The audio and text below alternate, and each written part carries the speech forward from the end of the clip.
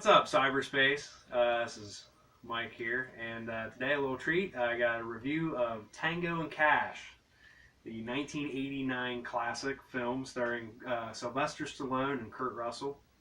There's also a pre-Lois and Clark Terry Hatcher pops up.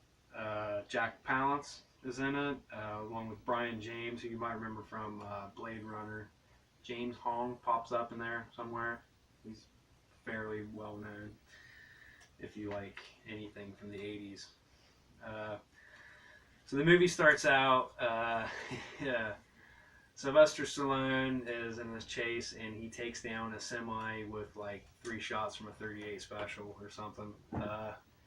He actually shoots the windshield and 2 guys, they slam on the brakes and the 2 guys go flying through the front of the windshield. So right there you know that this movie is just going to be over the top. And it's just a constant barrage of one-liners right at the beginning. There's even a Rambo joke in there.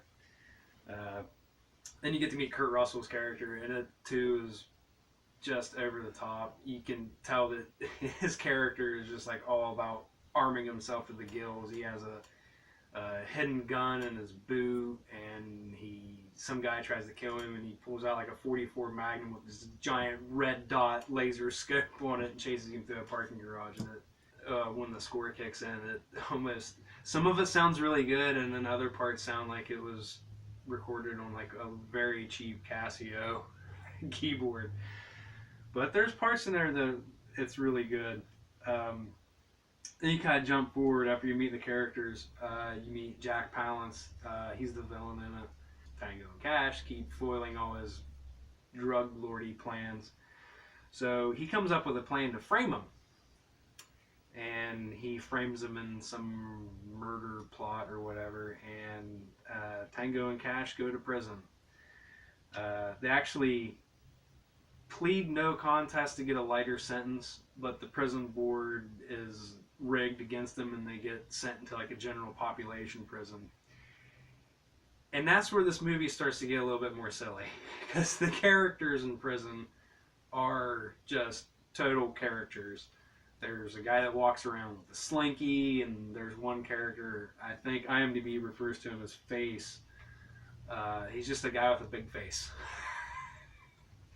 And but the prison is completely rigged against him. They're trying to kill him. Jack Palance's character is they're in the prison with Brian James's character, and you find out all of a sudden he's English and he likes razor blades. It's a little weird, but they get out of prison. They escape in kind of a weird way that makes no sense. I mean, it's just a little over the top how they escape. Let me just say that. So Stallone goes one way, Kurt Russell goes the other way, and Kurt Russell meets up with Terry Hatcher. She knows who he is because her last name is Tango. Well, spoiler alert, the whole movie up to now you think that she's Tango's wife, and you find out that she's his sister. But funny little scene here, you get to see Kurt Russell in drag, which Kurt Russell had some nice legs, and he actually pulls this scene off pretty good, which is it's a very surprising and funny scene. Finally, their chief of police tells him, you got 48 hours to crack this case and find out who framed you, or something might happen. They don't really explain. But they meet the British guy, and they capture him, and They do a nice little take of good cop, bad cop, but they call it. They even call it this in the movie. They call it bad cop, worse cop, and it's pretty comical. The two work really well together. But this scene actually does a really good job of actually building some suspense, which is kind of surprising. And being a comedic scene with a little suspense is definitely one of the better scenes in the movie. But they get this armored car, and it's like bordering on sci-fi. And this thing just takes a beating. And this is where like the explosions start, and everybody's just running around with machine guns, not shooting anything. Yeah, it's interesting. The whole third act of this movie is, well, the whole movie in general was filled with 80s cliches, but the third act, they really kick it up a notch. And I like to point out, with one reason I think why this movie works so well is because it actually has three acts. It has a beginning, a middle, and an end. This movie is so 1980s that Bad English even does the song at the ending credits. So one thing I'd like to point out about this movie is,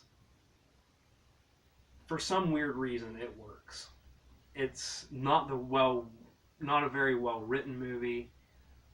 The production was plagued with troubles. I think there was a director change. The one director, Andre. I'm not even going to try to say his name. It's like this long. It's one liner after one liner after one liner. I can't even pick out my favorite because there's just so many to even remember. Possibly the one where they're driving and Stallone asks Kurt Russell, "How do you learn? Who taught you how to drive?" And he responds, "Stevie Wonder." That's so stupid. But when you think about it, both these actors at this point in their career in 1989, Stallone is still, the Rocky, Rambo. I think he was getting ready to do Rocky 4 or had either finished Rocky 4. So he's still able to do serious stuff.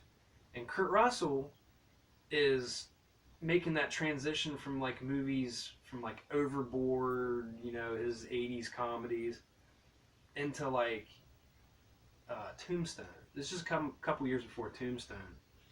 But for some reason, this movie kind of happens at the crossroad in their careers. And I think that's why it works. Two people on top of their game. So, anyway, it's not the best. If you got a lazy Saturday, pop it in. It's great. It's no Lethal Weapon. It's no Rocky 4 or anything like that. I don't know why I said Lethal Weapon. There's some kind of connections there. Anyway, guys, that's my take. I hope you enjoy. See you next time.